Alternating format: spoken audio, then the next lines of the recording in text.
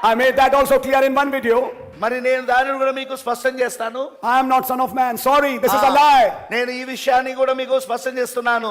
నేను ఏకైక మనిషి కుమారుడి కాదు, అది ఒక అబద్ధం, అది నేను కాదే కాదు అది. Brother Branham was also labeled as son of man and he said it's a lie.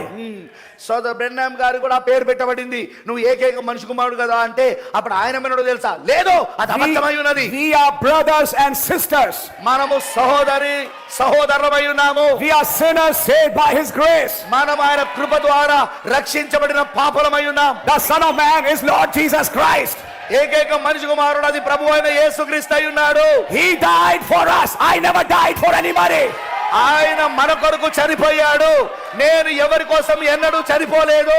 One day, ఒక రోజున that same spirit which desired worship came in King Herod. Yes. And when people worshipped him, said he's a god, he accepted it. Yes. What happened? Yes. Worms ate his body.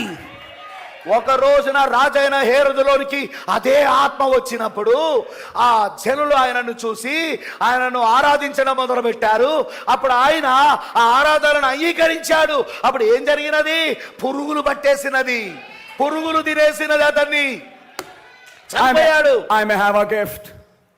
బహుశా నాకు ఒక వరం ఉండొచ్చు. Brother has a gift. మరి సోదరుడు కూడా వరం ఉన్నది. You have a gift. మీకు వరం ఉన్నది. But we are all sinners saved by his grace. కానీ మనందరం పాపలం, ఆయన కృప చేత రక్షించబడిన వాళ్ళం. My precious brother, నా ప్రశస్తమైన సోదరుడా, worship belongs to only one personality. Amen. ఆరాధన ఒకే ఒక్క వ్యక్తికి చెందింది. And that is our God, Lord Jesus Christ. అది మన దేవుడైన ప్రభువైన యేసుక్రీస్తు అయి ఉన్నాడు. To him belongs all glory and honor and power and mercies and riches and grace. ఆయనకే సమస్తమైన మహిమ, సమస్తమైన ఘనత, సమస్తమైన ప్రభావము, సమస్తమైన రాజ్యము, సమస్తమైన శక్తి, సమస్తం ఆయనకే చెందునుగాక.